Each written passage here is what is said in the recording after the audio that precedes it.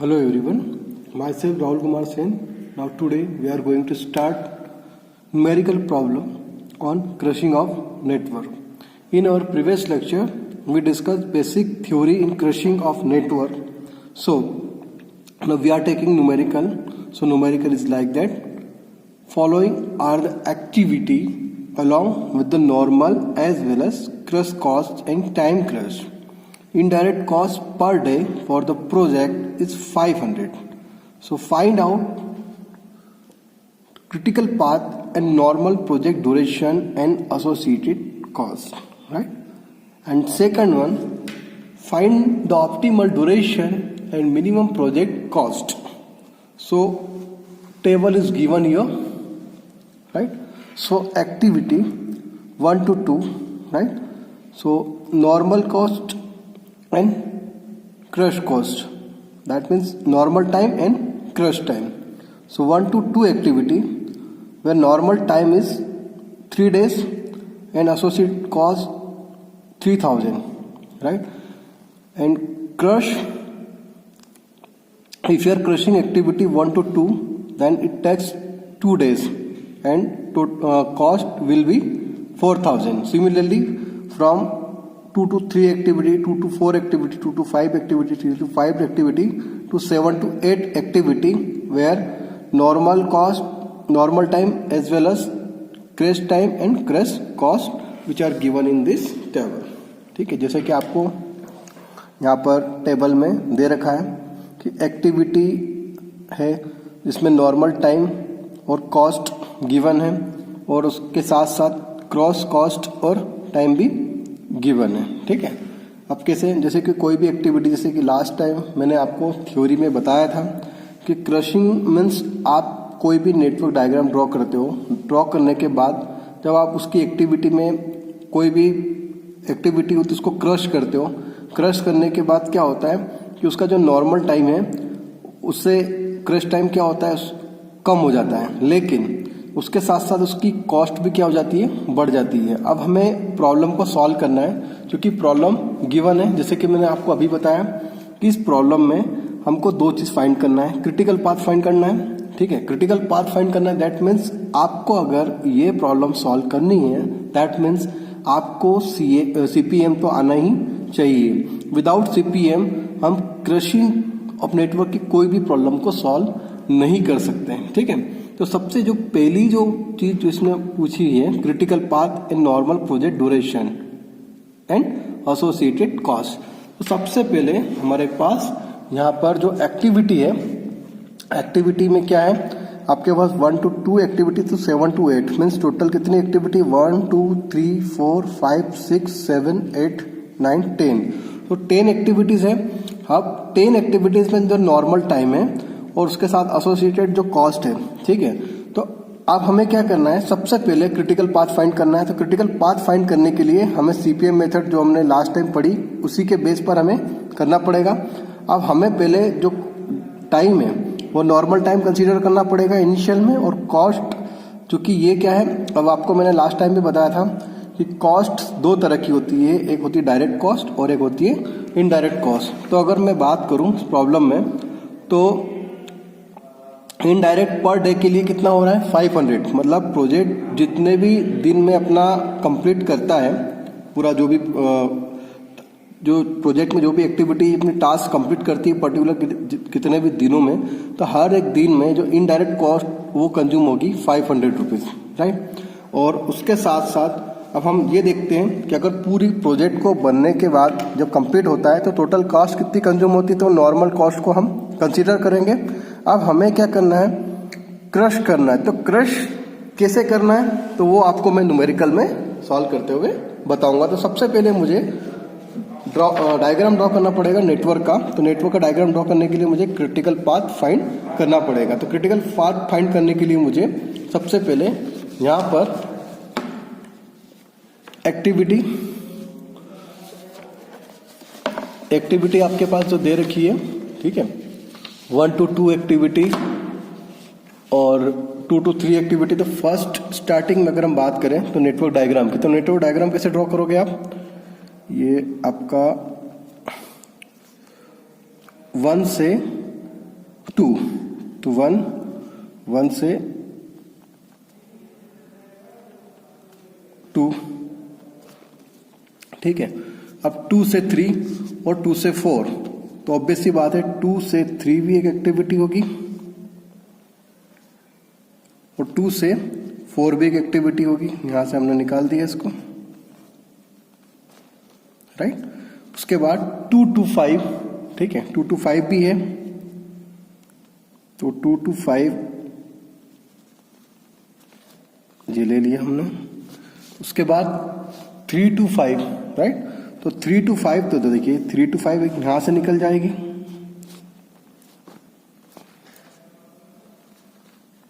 ये निकल गया। उसके बाद 4 to 5 भी निकल गया इस तरह। उसके साथ 5 to 6, तो 5 to 6 इस तरह ड्रॉ कर सकते हो। अब 6 to 7 एंड 6 to 8 और 7 to 8, तो 6 से 7, ठीक है, तो 6 से 7 और 7 to 8, तो 6 से 7 आप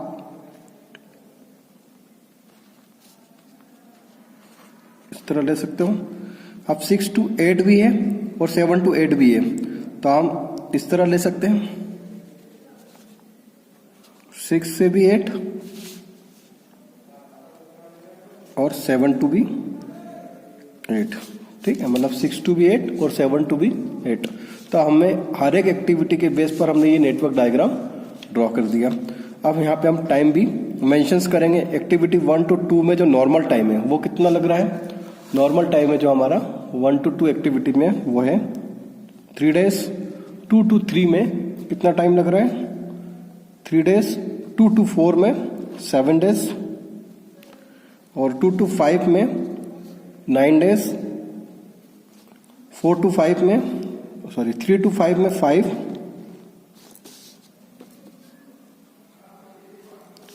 और 4 to 5 में कोई टाइम नहीं है, मीन्स कोई, तो ये 0। और 5 to 6 में 6 days, तो ये 6 days। 6 to 7 में 4 days। 6 to 8 में 13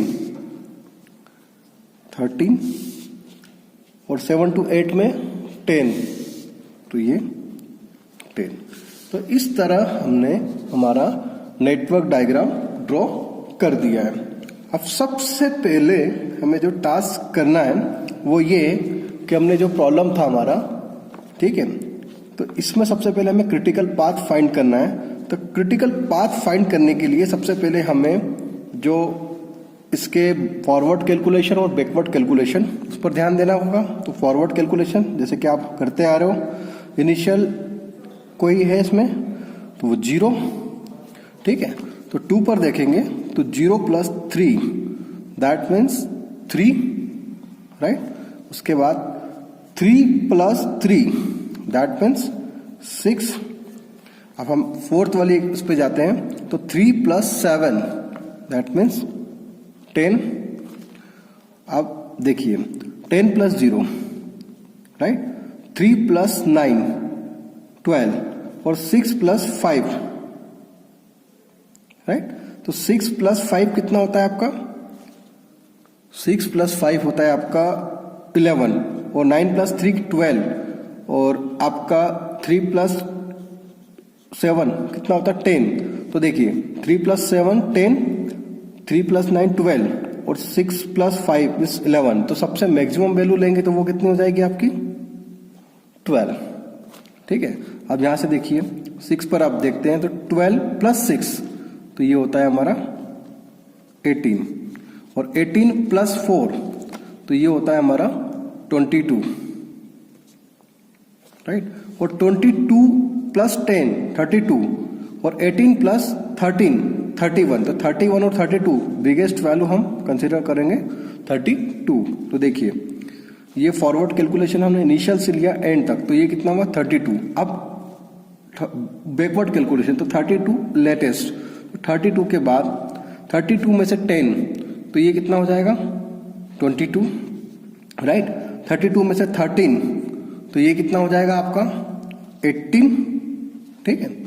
और 22 में से 4 18, 32 में से 13, तो ये हो जाएगा आपका कितना, मतलब दोनों में से जो लिस्ट वैल्यू होगी, जैसे कि 22 में से 4 अगर आप इसकी बात करते हैं 6 वाले इसमें नोड में, तो 22 माइनस 4 18 और 32 माइनस 13, तो दोनों में से जो लिस्ट वैल्यू है, तो लिस्ट वैल्यू कौन सी आएगी 18, ठीक है।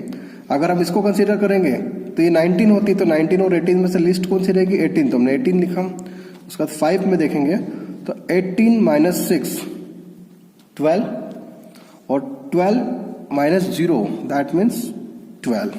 उसके बाद 12 माइनस 5, तो ये कितना हो जाएगा 7 और 12 माइनस 9, तो ये कितना होता है 3। 12 माइनस 5 और 6 माइनस 3 4, तो हमें मिनिमम वैल्यू लेना है क्योंकि बैकवर्ड कैलकुलेशन। तो 12 माइनस 7 मीन्स 5, 12 माइनस 9 मीन्स 3 और 7 माइनस 3 मीन्स 4, तो मिनिमम वैल्यू इज 3 और 3 माइनस 3 तो 0। सो इस तरह हमने इसका फॉरवर्ड कैलकुलेशन और बैकवर्ड कैलकुलेशन कंप्लीट कर लिया और उसके बेस पर हमने नेटवर्क डायग्राम ड्रॉ कर लिया। अब स्टूडेंट्स आपको मैं एक चीज बताना चाहूंगा कि जैसे हर बार हम कोई भी न्यूमेरिकल प्रॉब्लम में आप EST लेते थे, LFT लेते थे, LST लेते थे, ठीक है, और latest earliest time, latest finish time और ये सब चीज कैलकुलेट करते थे। अब हमें क्रिटिकल पाथ फाइंड करने के लिए ये सब चीज करने की जरूरत नहीं है। अब हमको इस डायग्राम में से ही हम समझ सकते हैं कि हमको कौन सा क्रिटिकल पाथ ड्रॉ करना है, ठीक है। तो क्रिटिकल पाथ इस पूरे नेटवर्क डायग्राम में सबसे पहले तो मैं आपको ये बताना चाहूंगा कि एक्चुअल में क्रिटिकल पाथ होता क्या है। क्रिटिकल पाथ मीन्स हर एक क्रिटिकल एक्टिविटी से मिलकर जो पाथ बनता है उसको हम बोलते हैं क्रिटिकल पाथ। अब उसमें एक और चीज होती है कि क्रिटिकल पाथ मीन्स कि वो मैक्सिमम से मैक्सिमम टाइम को कंज्यूम करता है। क्लियर। अब देखिए सबसे पहले अगर हम क्रिटिकल पाथ की बात करें तो देखिए 0 0 डिफरेंस कितना है 0, 3 3 डिफरेंस कितना है 0, 12 12 0, 18 18 0, 12 22 22 0, 32 32 0, तो मतलब इनके बीच में डिफरेंस कितना है 0। तो आप हर एक नोड्स में जहाँ पर सेम वैल्यू हो तो उसका डिफरेंस कितना होता है 0, तो वहां से भी हम क्रिटिकल पाथ इजीली तरीके से ड्रॉ कर सकते हैं। अब जैसे देखो मैं यहाँ पे ड्रॉ करता हूँ 0 0 3 3, तो 0 0 ये हो गया, ठीक है। उसके बाद 3 3 और 12 12 0, तो ये भी हो जाएगा क्रिटिकल पाथ, मतलब ये क्रिटिकल एक्टिविटी। फिर एक क्रिटिकल 18 18 18 और 18 0, ये हो गया। उसके साथ साथ अब देखिए 22 22, तो ये भी कितना हुआ 0 और 32 32, तो ये हो गया। अब देखिए अब मैंने क्रिटिकल पाथ बनाया, यहाँ पर एक क्रिटिकल एक्टिविटी ये भी है, इसको भी कंसीडर कर सकते हैं हम, क्यों, क्योंकि ये भी क्या हो रहा है 0 0। लेकिन अब हमें क्रिटिकल पाथ लेना है, क्रिटिकल पाथ लेना है दैट मीन्स वो पाथ लेना है जहां पर मैक्सिमम टाइम कंज्यूम होता है इस प्रोजेक्ट को कंप्लीट करने के लिए, ठीक है। आप जैसे कि देख रहे हो टोटल टाइम, अगर टोटल ड्यूरेशन देखते हैं 3 9 12 12 और 6 18 18 और 4 22 22 और 10 32, इतना टाइम, मतलब मैक्सिमम टाइम कितना ले रहा है ये 32। अब इधर से देखते हैं 3 और 9 12 12 और 6 18 18 और 13 31, ठीक है। तो 31 से 32 ज्यादा है, मतलब क्रिटिकल पाथ मीन्स एक ऐसा पाथ जिसमें प्रोजेक्ट मैक्सिमम से मैक्सिमम टाइम लेता है उसको कंज्यूम करने में। तो 31 32 से कम है, तो हम जो क्रिटिकल पाथ लेंगे कौन सा लेंगे,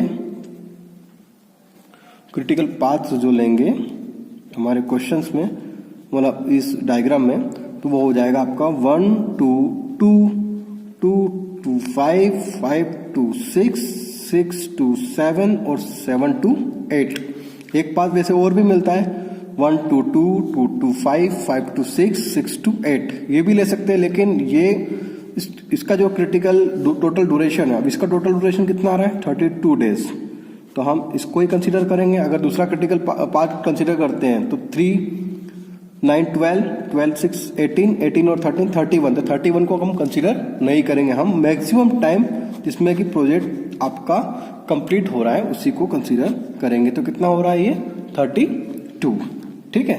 तो अब हम इसकी टोटल कॉस्ट निकालेंगे। तो टोटल कॉस्ट, अब टोटल कॉस्ट की बात करें तो देखिए टोटल कॉस्ट कैसे निकालेंगे। सबसे पहले इस प्रोजेक्ट को पहले तो दो तरह की कॉस्ट होती है, डायरेक्ट कॉस्ट और प्लस इनडायरेक्ट कॉस्ट, ठीक है। ये दो तरह की कॉस्ट एसोसिएटेड होती है आपके टोटल कॉस्ट में। तो डायरेक्ट कॉस्ट तो आप यहीं से देख सकते हैं जो हमारे क्वेश्चंस में है, क्योंकि हम नॉर्मल कॉस्ट को ही कंसीडर करेंगे, क्रश कॉस्ट को कंसीडर नहीं करेंगे। क्योंकि अगर हम पूरे प्रोजेक्ट को हर एक एक्टिविटी को अगर क्रश करने बैठ जाएंगे तो इसका जो ओवरऑल कॉस्ट का जो बजट है वो काफ़ी ज़्यादा हो जाएगा। बट कि हमारा जो मेन एम क्या है, find the optimal duration and minimum project cost, ठीक है। तो सबसे पहले अगर हम कॉस्ट कैलकुलेट करते हैं तो ये जो नॉर्मल कॉस्ट है अगर हम इसको कैलकुलेट करते हैं 3,300, 4,200, 7,200, 2,500, 0, 3,200, 4,000, 7,800, 10,000, इनको हम कैलकुलेट करते हैं तो इसकी जो टोटल कॉस्ट होती है वो होती है हमारी 42,200 रुपीज़। ये क्या होती है आपकी डायरेक्ट कॉस्ट, ठीक है। तो डायरेक्ट कॉस्ट यहाँ पर होती है प्रोजेक्ट की कितनी होती है 42,200, राइट। अब प्लस टोटल हम बात करें इनडायरेक्ट कॉस्ट, तो जैसे कि क्वेश्चंस में दे रखा है, क्वेश्चंस में क्या दे रखा है कि आपकी जो इनडायरेक्ट कॉस्ट है per day for the project is 500, मतलब प्रोजेक्ट कितने भी दिन में कंप्लीट होता है, ठीक है। अब हम बात कर रहे हैं किसकी, क्रिटिकल पाथ की। तो अगर हम क्रिटिकल पाथ की बात करें तो प्रोजेक्ट मैक्सिमम टाइम लेता है कितना 32 डेज। दैट मीन्स कि इनडायरेक्ट कॉस्ट कितनी होगी 32 days multiply per day means indirect cost कितनी कंज्यूम हो रही 500, तो हमने लिख दिया 500, ठीक है। तो टोटल कॉस्ट जो होती है हमारी वो हो जाएगी कितनी हो जाएगी, इसको अगर हम मतलब कैलसी से अगर इसको कैलकुलेट करते हैं तो वो वैल्यू हो जाएगी हमारी 58,200 रुपीज़। अब हमारा मेन एम ये है कि क्या ये कॉस्ट कम हो सकती है, और कम होने के साथ साथ जो हमारा मेन एम है कि हमें इस नेटवर्क डायग्राम को क्रश करना है मतलब पर्टिकुलर एक्टिविटी से क्रश करके अब इसको और कितने दिन से कम कर सकते हैं। 32 डेज है तो 32 डेज से हम इसको कितने दिन से कम कर सकते हैं और इसका जो ओवरऑल बजट जो है वो भी कम हो जाए, ठीक है। तो अब हम आते हैं क्वेश्चंस में। तो सबसे पहले हम स्टार्ट करते हैं कॉस्ट स्लोप। क्या स्टार्ट करते हैं, कॉस्ट स्लोप।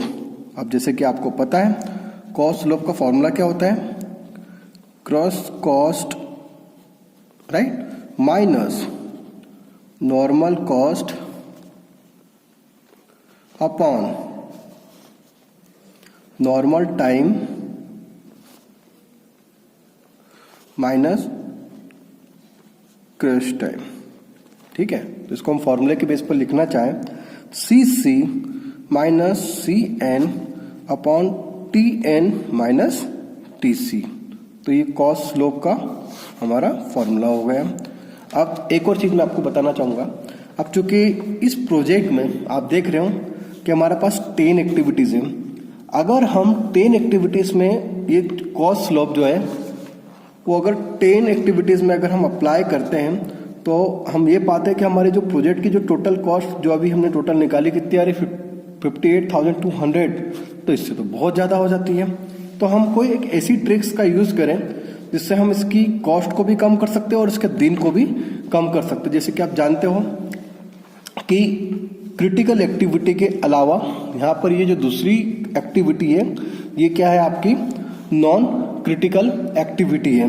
तो हमारा फोकस केवल किसके लिए होगा, क्रिटिकल एक्टिविटी के लिए ही होगा। क्यों, क्योंकि क्रिटिकल एक्टिविटी मीन्स एक ऐसी एक्टिविटी होती है जिससे प्रोजेक्ट मैक्सिमम टाइम को कंज्यूम करता है पर्टिकुलर एक्टिविटी को कंप्लीट करने के लिए, और हर एक क्रिटिकल एक्टिविटी से मिलकर हमारा क्रिटिकल पाथ बनता है। और जो हमारा क्रिटिकल पाथ कितना था 1 to 2, 2 to 5, 5 to 6, 6 to 7, 7 to 8, और टोटल डेज कितना कवर कर रहा है 32 डेज। तो हमारा ओवरऑल मेन एम क्या है कि हम डेज को भी कम कर सकें, मीन्स क्रश कर सकें इसकी कॉस्ट को और उसके टाइम को और उसकी कॉस्ट को भी हम क्या कर सकें, कम कर सकें, ठीक है। अब हमें क्या करना है, अब हम अपने न्यूमेरिकल पे आ जाते हैं। तो अब ये जो कॉस्ट स्लोप का जो फॉर्मूला है, अब हम क्या करेंगे, पर्टिकुलर किसी हर एक नॉन क्रिटिकल एक्टिविटी की बजाय हम क्रिटिकल एक्टिविटी पर फोकस करेंगे। क्यों? क्योंकि नॉन क्रिटिकल एक्टिविटी में अगर आप कॉस्ट स्लोप यूज करते हो या क्रश करते हो तो इससे हमारे प्रोजेक्ट के ड्यूरेशन में कोई ज्यादा फर्क पड़ने वाला नहीं है। क्यों? क्योंकि प्रोजेक्ट तो टोटल ऑलरेडी क्रिटिकल एक्टिविटी में ही ज्यादा टाइम कंज्यूम कर रहा है। तो हमारा मेन फोकस क्या होगा कि हम क्रिटिकल एक्टिविटी को ही टारगेट करें। ठीक है, सो अब हम क्रिटिकल एक्टिविटी की बात करें तो देखिए, अब क्रिटिकल एक्टिविटी की बात करते हैं तो देखिए, अब हमारे पास जो क्रिटिकल एक्टिविटी कौन कौन सी है, 1 to 2, 2 to 5, 5 to 6, 6 to 7 और 7 to 8।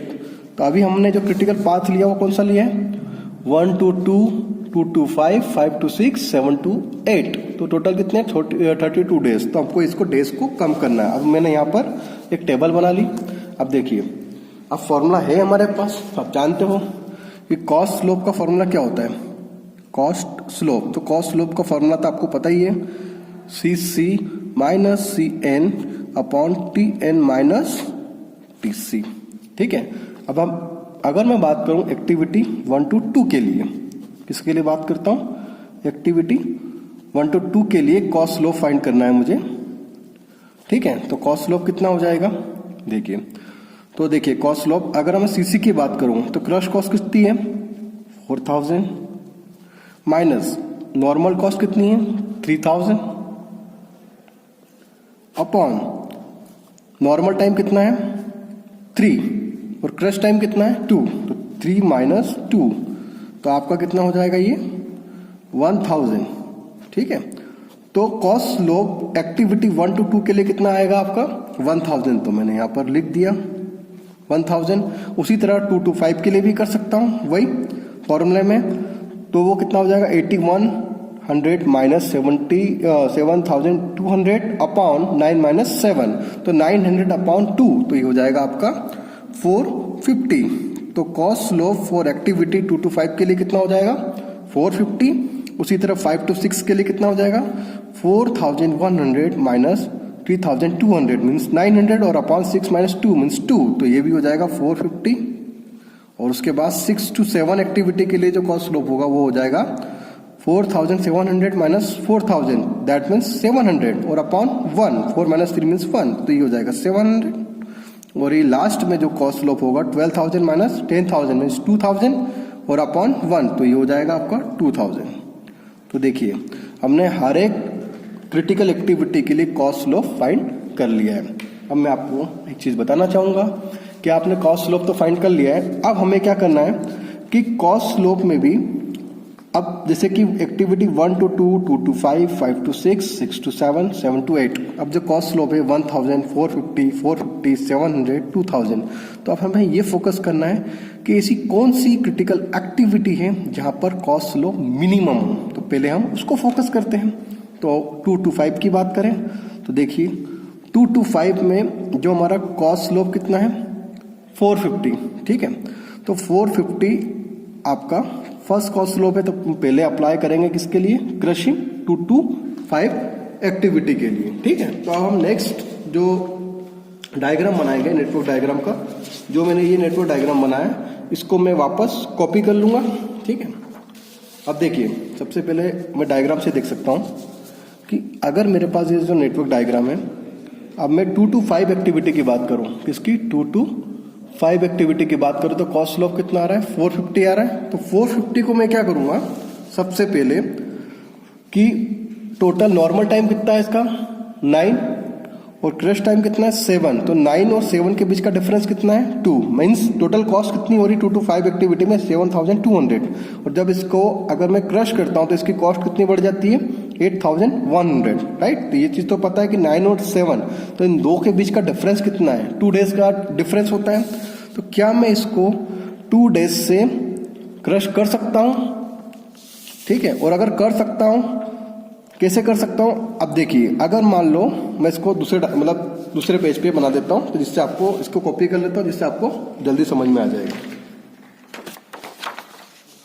ये ठीक है, इसको मैं कॉपी करता हूं एज इट इज वही का वही। अब देखिए सबसे पहले नेटवर्क डायग्राम बना दिया मैंने।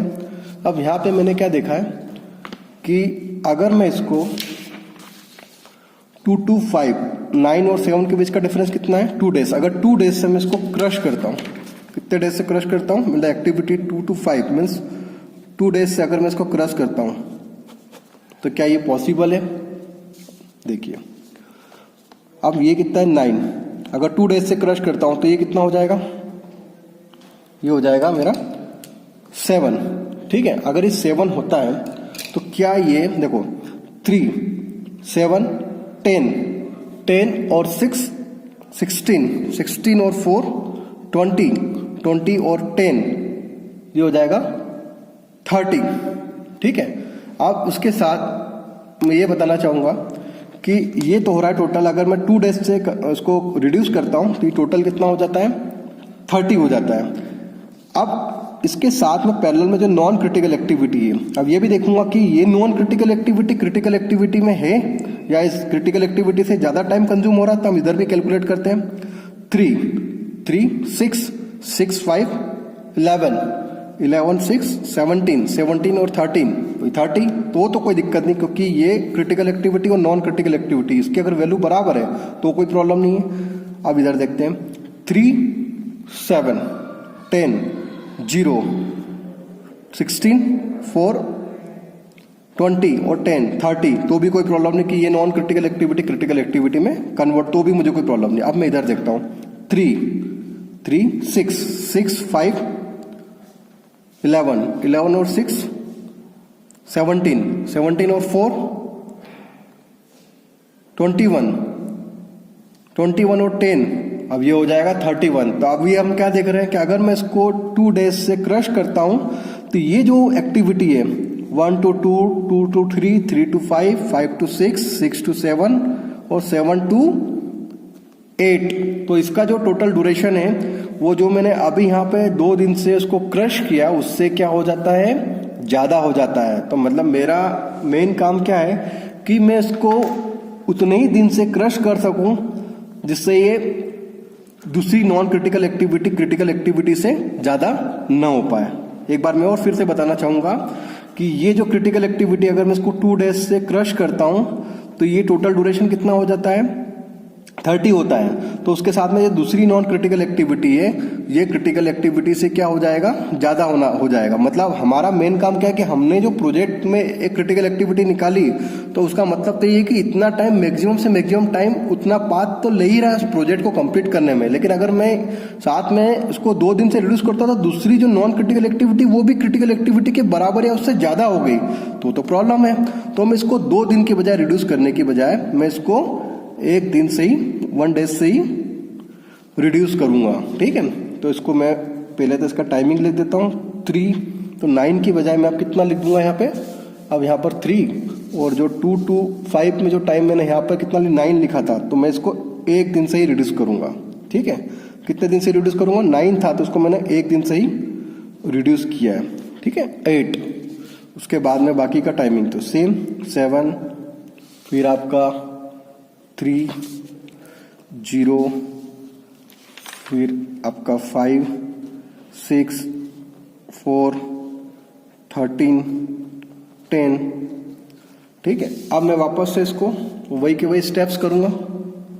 तो देखिए स्टार्टिंग क्या है 0, तो फॉरवर्ड कैलकुलेशन 0, 0 to 3, फिर उसके बाद 3 to दिस 7, 10, उसके बाद यहाँ 3 to 3, 6, फिर 6 to 6 ये हो जाएगा 6 to 5 कितना हो जाएगा 11, उसके बाद 11 और 6 कितना हो जाएगा 17 और 4 21 और 21 to 10 कितना हो जाएगा 31। तो ये होगी फॉरवर्ड कैलकुलेशन। अब बैकवर्ड कैलकुलेशन की बात करूंगा तो 31, तो ये 31 लेटेस्ट, तो 31 में से 10 तो 21 और 21 में से 4 17, 31। ठीक है, अब 17 क्यों, क्योंकि 31 में से 13 माइनस करो और 21 में से 4 माइनस करो तो मिनिमम वैल्यू कितनी होगी मेरी 17। यहाँ पे 18 होगी और 17, तो हमको क्या लेना है 17 मिनिमम कंसीडर करना है और 17 में से 6 तो ये हो जाएगा आपका 11 और 11 में से 0 तो ये हो जाएगा 11, और 11 में से 5 तो ये हो जाएगा 6, और 6 में से 3, और 10 में से और 11 में से 7 तो 4 और 3 में से मिनिमम कौन सी होगी 3, और 3 में से 3 तो ये होगी 0। तो देखिए आपके पास एक और यहाँ पर पाथ बन गया है। अब यहाँ पर जो क्रिटिकल पाथ है उसको मैं ड्रॉ करता हूँ, तो वो क्या हो जाएगा आपका इस तरह हो जाएगा 1 to 2, 2 to 5, 5 to 6, 6 to 7 और 7 to 8।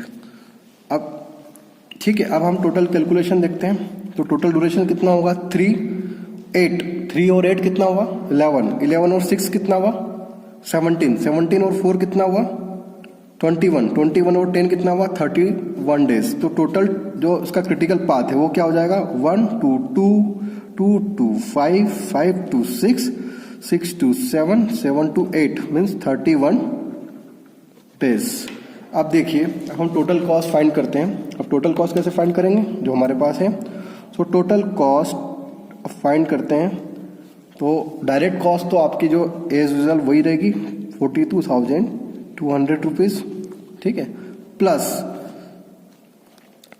उसके बाद कितने दिन से रिड्यूस किया मैंने यहाँ पर 1 डे से रिड्यूस किया, तो 1 डे से रिड्यूस किया दैट मीन्स कॉस्ट स्लोप कितना था मेरा, कॉस्ट स्लोप कितना था 1 डे से अगर मैं रिड्यूस करूंगा 450, तो 450 मल्टीप्लाई और प्लस कितने डेज 31 डेज, तो इनडायरेक्टली कॉस्ट कितनी होगी पर डे की 500, तो ये 500। अब मैं टोटल कैलकुलेशन करता हूं, तो देखिए मेरी कॉस्ट आती है 58,150 रुपीज। अब देखिए जो ये जो कॉस्ट थी इससे मेरी कॉस्ट क्या हो गई है 58,200, इससे क्या हो गई कम हो गई।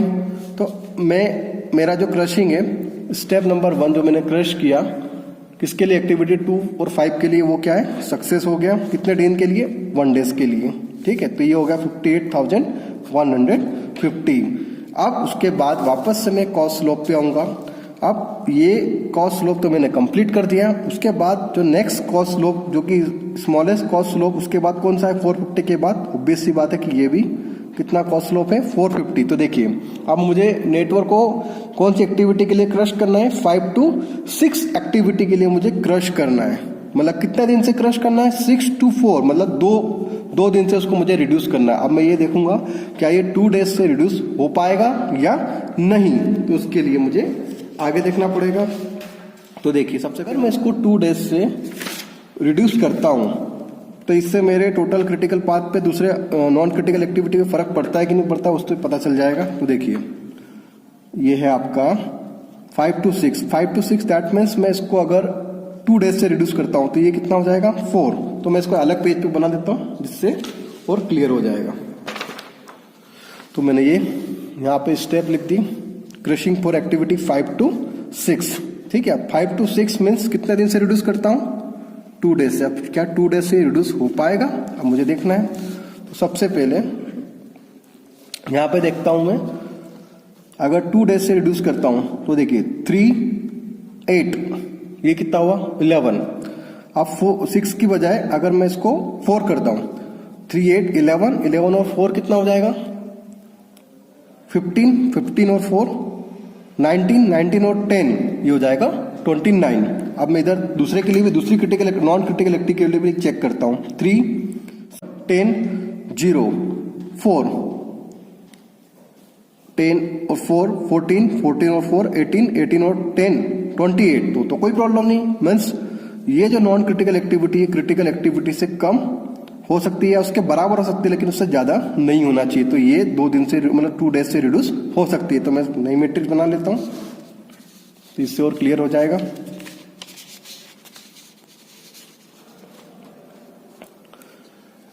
वन 2 ये 3, 7, 8 तो वैसे के वैसे ही था, 3, 5 और ये 4,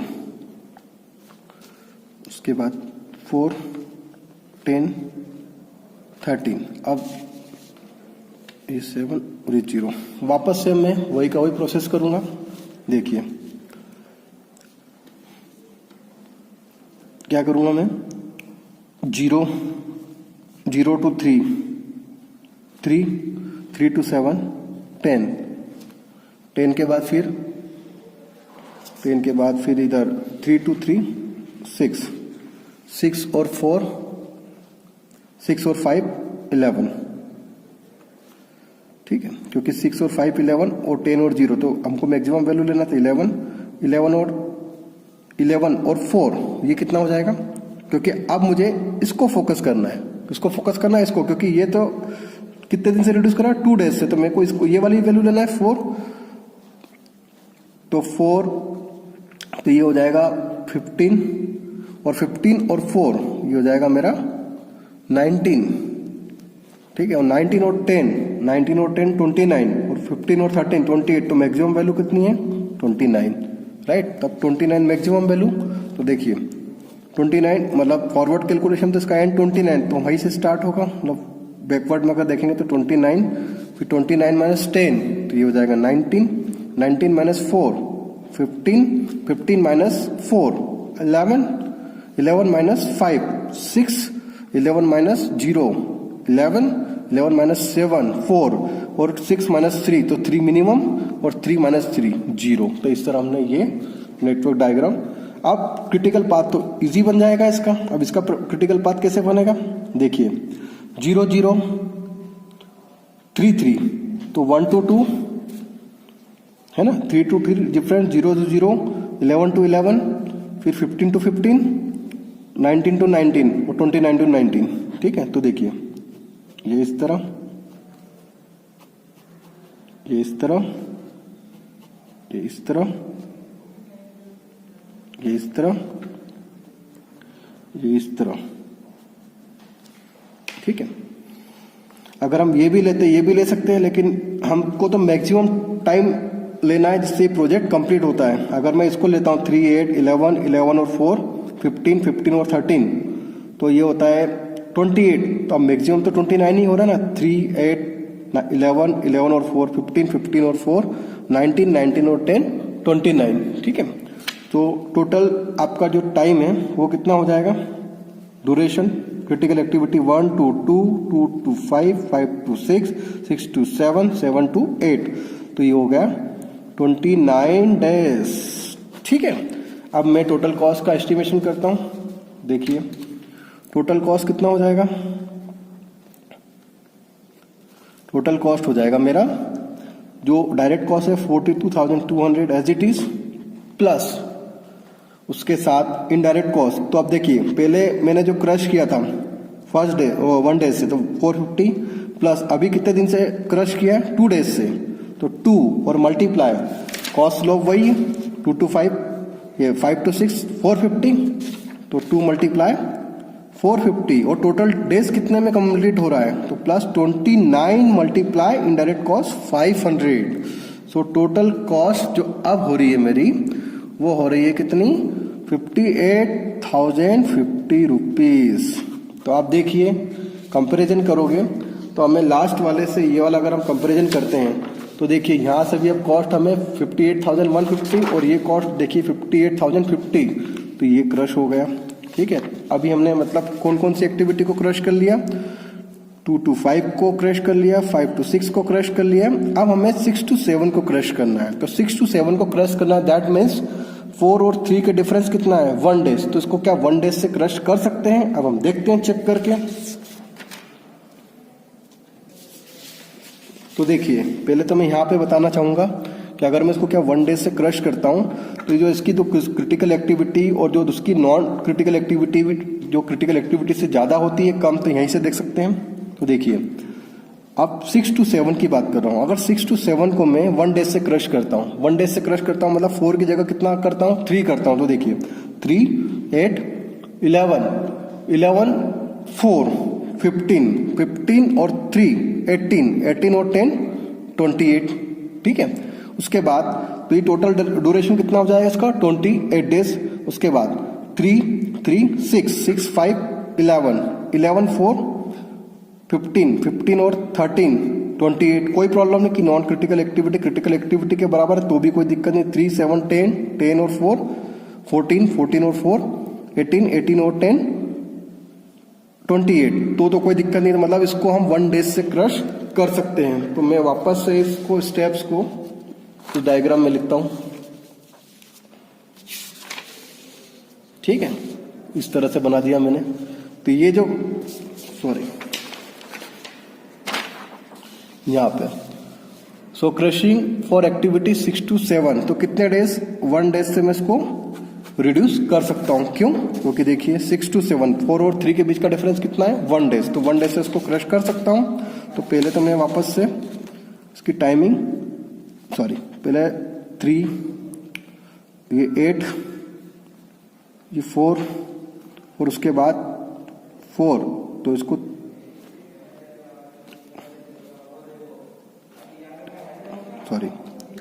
कितने दिन से, 1 दिन से, मतलब 3 डेज से, मतलब 1 दिन से रिड्यूस करता हूँ। 4 की जगह मैंने कितना कर दिया, 3 कर दिया, ठीक है। उसके बाद ये 7, ये 3, ये 5, ठीक है, और उसके बाद 13 और ये 10। अब मैं इसको कैलकुलेट करता हूँ एज इट इज़, जो अभी कैलकुलेट करा। अगर मैं इसको कैलकुलेट करूँगा जैसे अभी किया, और उसके बाद अगर जब मैं इसको कैलकुलेट करूँगा तो मुझे क्या मिलेगा, 0 और 3 कितना होगा, 3 और 7 कितना होगा, 10, 3 और 3 कितना होगा, 6 और 5 कितना होगा, 11 और 4 कितना होगा, 15 और 3 कितना होगा, 18 और 10 कितना होगा, 28 होगा। उसके बाद 28 होगा, उसके बाद तो ये हो जाएगा 28, तो फिर 28 वापस से बैकवर्ड, तो 28 माइनस 10, तो ये कितना हो जाएगा, 18 माइनस 3 15 माइनस 4 11 माइनस 0, तो 11 और 11 माइनस 5, तो ये हो जाएगा 6, ठीक है, और ये 11, और उसके बाद आप देख रहे हैं इधर, हाँ, अब इस पर देखो 2 पर, तो 6 माइनस 3, तो ये 3 और 3 माइनस 3 0, ठीक है। अब टोटल डेज की बात करें तो टोटल डेज कितने होते हैं, तो उसका जो क्रिटिकल पाथ है वो किस तरह बनेगा, वो बनेगा आपका 1 to 2, 2 to 5, 5 to 6, 6 to 7, 7 to 8। तो अगर हम इसका क्रिटिकल पाथ देखें तो वो क्या हो जाएगा, 1 to 2, 2 to 5, और 2 to 5 के बाद 5 to 6, 6 to 7, 7 to 8, तो टोटल डेज कितने होंगे, 28 डेज। अब मैं अगर इसका कैलकुलेशंस करता हूं तो टोटल कॉस्ट देखता हूं तो वो कितना हो जाता है, 42,200 प्लस 1 डेज मल्टीप्लाई 450, पहले हमने जो किया था, प्लस 2 डेज 450, और plus 1 days multiply cost slope कितना है, 700। क्यों? क्योंकि अगर मैं बात करूंगा मिनिमम कॉस्ट स्लोप 6 to 7, तो 4 to 3 कितना हुआ है, 1 डेज से रिड्यूस करता तो 700। अब उसके बाद प्लस 28 मल्टीप्लाई 500 इनडायरेक्ट कॉस्ट, तो अब देखूंगा तो टोटल कॉस्ट जो मेरी होगी ना वो हो जाएगी 58,250 रुपीज। अब मैं क्या देख रहा हूं कि ये जो 58,250 रुपीज जो है वो मेरी जो लास्ट वाली जो क्रश है उससे क्या हो गई, ज्यादा हो गई। तो मैं इस कॉस्ट स्लोप को मीन्स इस नेटवर्क को यहीं तक रिड्यूस कर सकता हूँ, इस 700 के लिए रिड्यूस नहीं कर सकता हूँ। क्यों? क्योंकि अगर इसको मैं रिड्यूस करूंगा तो ये जो मेरी कॉस्ट है, जो बजट है मेरा, वो क्या हो जाएगा, इंक्रीज हो जाएगा। ऑब्वियस सी बात है कि आपका डे कम हो सकता है लेकिन बजट मेरा क्या हो जाएगा, बढ़ जाएगा। ठीक है, तो अब हम इसको जो करेंगे वो यहीं तक ही, कहाँ तक करेंगे, इस पर्टिकुलर स्लोप तक। ठीक है, तो मैं इसको यहां तक रिड्यूस कर सकता हूं। ठीक है, सो इस तरह मैं इसको बोल सकता हूं कि द एक्टिविटी 6 to 7, ठीक है, तो activity 6 to 7 has least cost slope of ₹700 and if it is reduced by 1 day then total cost will be increased. So the optimal project duration is 29 days and its corresponding cost is 58,050 rupees. और numerical. तो ये numerical आपका complete हो गया और उम्मीद करता हूँ कि आपको ये चीज़ समझ में आ गई होगी। Thank you.